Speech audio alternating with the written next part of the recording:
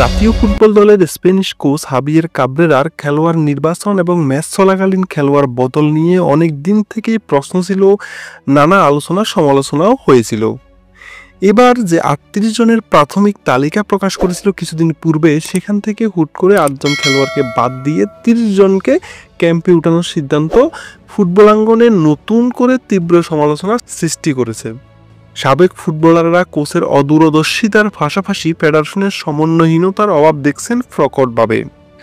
সুযোগ পাওয়া ৩০ জনের মধ্যে ২৮ জনকে নিয়ে গতকাল থেকে ঢাকায় শুরু হয়েছে ক্যাম্প। হামজা এবং ফাহমিদুলকে পরে পাবেন হেড কোচ। ক্যাম্প শুরুর আগে বাদ পড়লেন যে ৮ ফুটবলার, যা নিয়ে আলোচনা সমালোচনায় মুখর সাবেক ফুটবলার থেকে শুরু করে ক্রীড়া বিশ্লেষকেরাও। এই নিয়ে সোশ্যাল মিডিয়াও বেশ সরগরম। তবে আমরা চলুন দেখে আসি এই ফাঁকে কোন ৮ জনের কপাল ফুলল।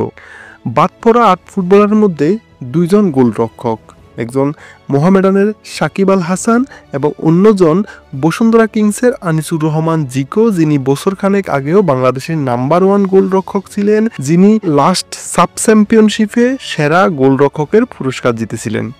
এই ৮ জনের মধ্যে ৪ জন ডিফেন্ডার রয়েছে।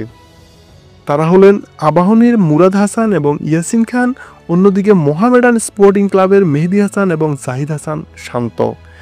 এছাড়া বাকি ২ জন হলো বসুন্ধরা কিংসের ফরওয়ার্ড রাব্বি হোসেন রাহুল এবং রফিকুল ইসলাম।